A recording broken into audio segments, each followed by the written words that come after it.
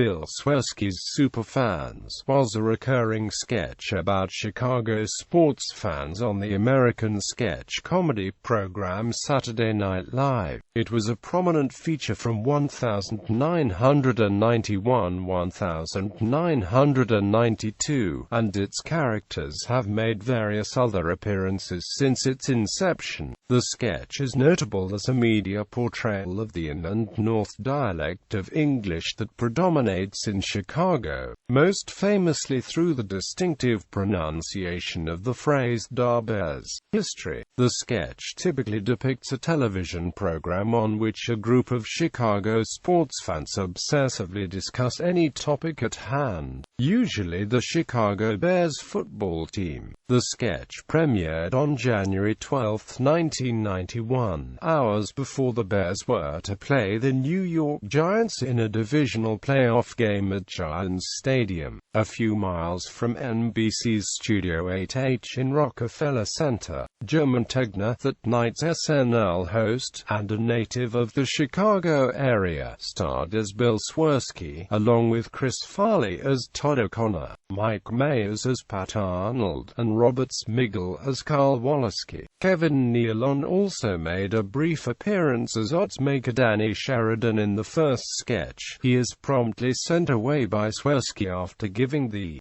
Superfans an honest assessment regarding the prospect of Ditka single-handedly defeating the Giants. Subsequent sketches starred George Wendt as Bill's brother Bob, with occasional appearances by Beth Cahill as Bob's daughter Denise. John Goodman played Pat Arnold upon Myers' departure from SNL. The change in Pat Arnold's appearance was attributed to massive weight gain. Tegner's absence was invariably explained away by Wendt, saying his brother Bill had just had another heart attack. Smigel originally wrote the sketch for the improvisational comedy show Happy Happy Good Show, under the name Chicago Superfans. It was performed in Chicago during the summer of 1988.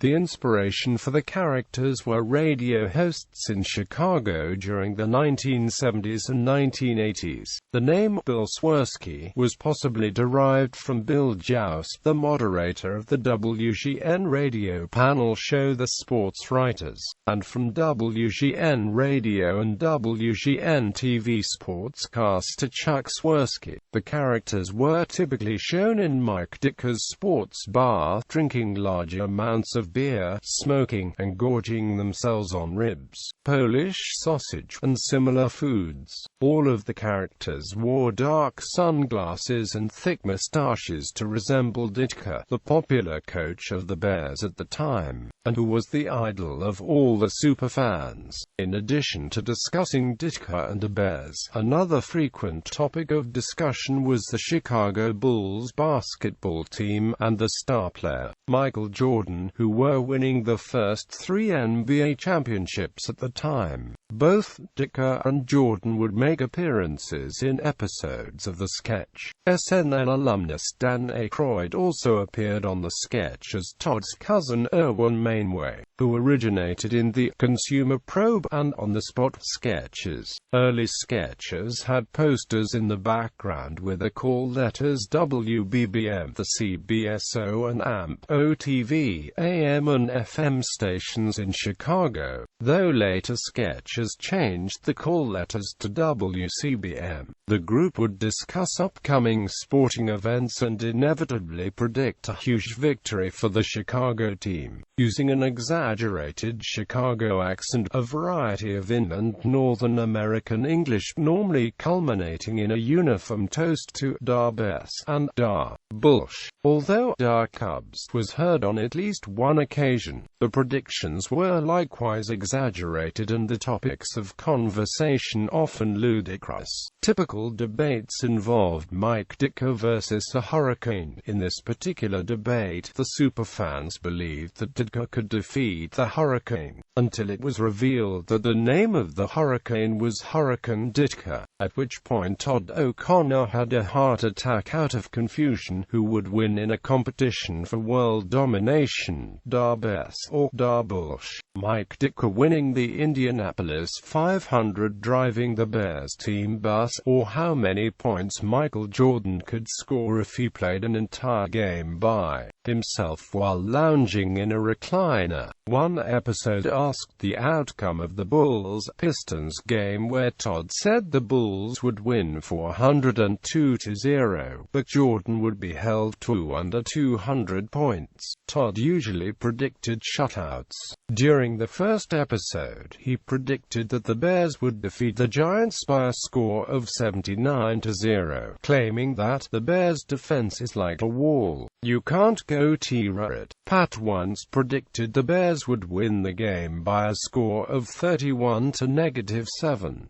When asked how a team could end up with negative points, Todd replied, "Dit'll find a way." One episode featured a Jeopardy!-like game show preempting the beerless, and therefore unimportant, Super Bowl, starring Bob Swerski as host and the other Superfans as contestants.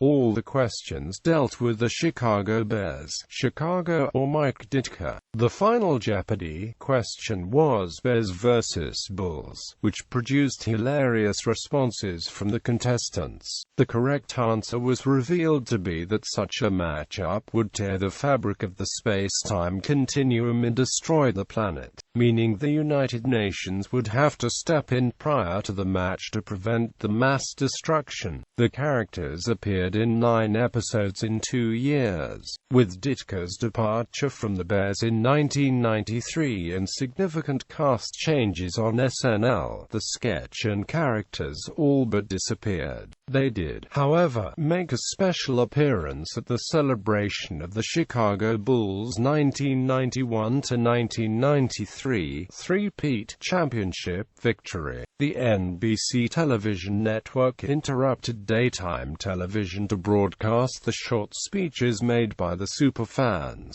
Bob Swerski and Carl Woloski also made a special appearance during Michael Jordan's original jersey retirement ceremony at the United Center in 1994. The final sketch featuring the original Superfans was on October 25, 1997 in an episode hosted by Farley. This featured the second appearance by their idol Mike Ditka, although he was at the time coaching the New Orleans Saints, which resulted in a schism amongst the Superfans. Farley's death 2 months later seemed to preclude the possibility of any future Superfan sketches. Later appearances in 2003, Bart Swerski was introduced on a Weekend Update segment with his uncle, discussing the recent playoff failure of the Chicago Cubs. Instead of referring to the team as the Cubs, Bart said the Cubs, but it was learned that this was due to a speech impediment. This same year, sports journalist J. Mariotti decried the negative reactions of Chicago Cubs fans to the Steve Bartman incident, which went as far as sending Bartman and his family death threats, and commented that they were making Cubs fans look like those mopes from the Superfans skits on Saturday Night Live.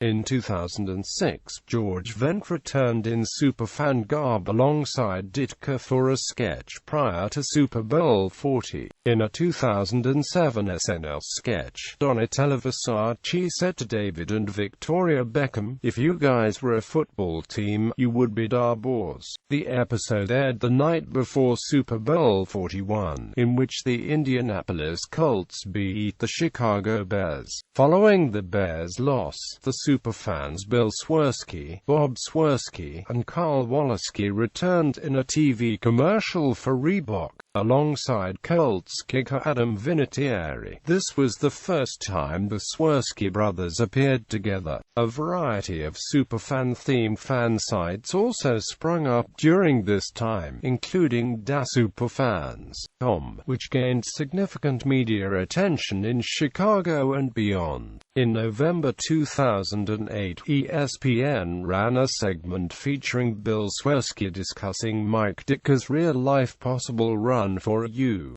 Senate seat in 2004 against Barack Obama. On September 11, 2011, ESPN ran a segment featuring Bob Swerski discussing Chicago Bears quarterback Jay Cutler and his image after the 2010 NFC Championship game. The Geico Gecko performed an impersonation of the Superfans in a March 2012 commercial, in which the Gecko, who is in Chicago, demonstrates his efforts to make his Cockney accent more understandable to the populace. In 2012, Old Navy introduced a commercial with the Superfans, including coach Mike Ditka. In 2013, State Farm Insurance introduced a commercial with Superfans Bob Swerski and Carl Woloski interacting with Green Bay Packers quarterback Aaron Rodgers, though they recognize him only as the discount DAABLE check guy, a reference to a series of commercials Rodgers made for State Farm. This has led to a series of short weekly State Farm ads featuring the Superfans during the NFL regular season that features Double Down Challenge, wagers for fantasy football,